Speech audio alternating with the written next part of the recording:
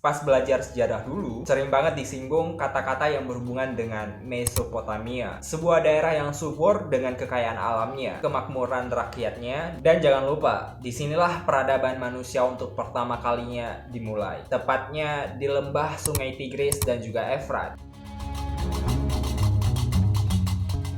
By the way, ngomongin masalah Mesopotamia, imajinasi kita tuh langsung terfokus pada lukisan-lukisan indah yang digambarkan tentang pesona taman gantungnya Babilonia, menara Babel pencakar langit pertama di dunia, kemudian pemerintahan dari Nebukadnezar, dan juga pesona alamnya yang subur tentunya di bagian pertanian. Tapi gengs, di balik itu semua, peradaban Mesopotamia enggak seindah seperti apa yang digambarkan oleh ilmuwan-ilmuwan dalam ilustrasi dan juga imajinasi. Dan bahkan di balik keindahan yang gua ceritain tadi, ternyata Mesopotamia menyimpan sejarah yang cukup mengerikan. So, how can it be? Is that true? Kita bahas di pembahasan berikut ini. Lanjut.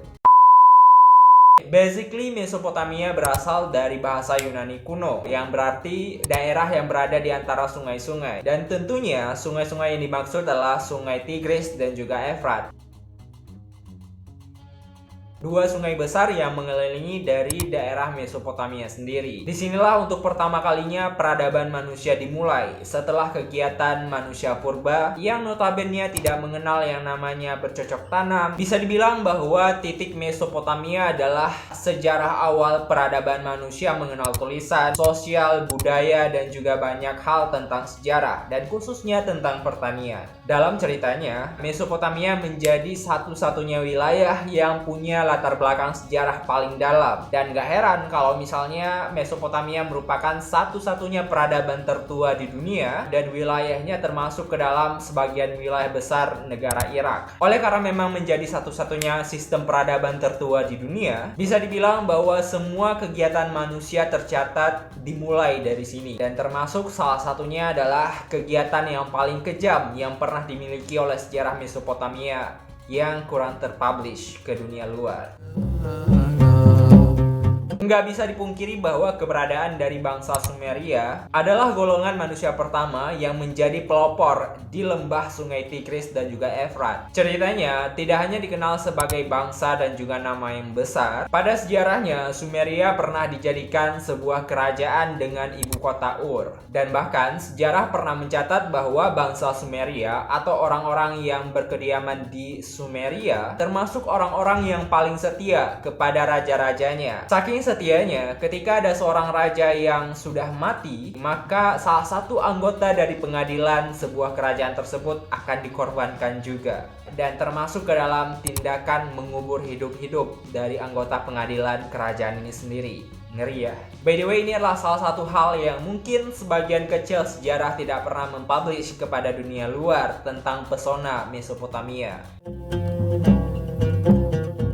Hal kedua yang mungkin udah menjadi familiar banget di kalangan kita adalah sistem pengadilan yang diterapkan di masa Mesopotamia tergolong kejam. Dan kita bisa lihat pada sejarah bangsa Babilonia, di mana ketika pengadilan Babilonia menerapkan hukum-hukum yang benar-benar tragis dan juga kejam bagi pelanggar aturan tertentu. Pemerintah dari kerajaan Babilonia tidak segan-segan untuk memotong tangan dari rakyatnya, kemudian mengamputasi dari kaki, dan bahkan memotong bagian tubuh lainnya bagi pelanggar-pelanggar peraturan yang ditetapkan oleh kerajaan, dan juga memenggal kepala dari rakyatnya yang tidak mematuhi peraturan yang ada. Well, memang kalau kita lihat ini begitu kejam dan juga tragis, akan tetapi inilah sebuah aturan yang benar-benar membuat Mesopotamia mungkin dikenal sebagai landasan sejarah yang benar-benar aman, tentram, dan juga damai.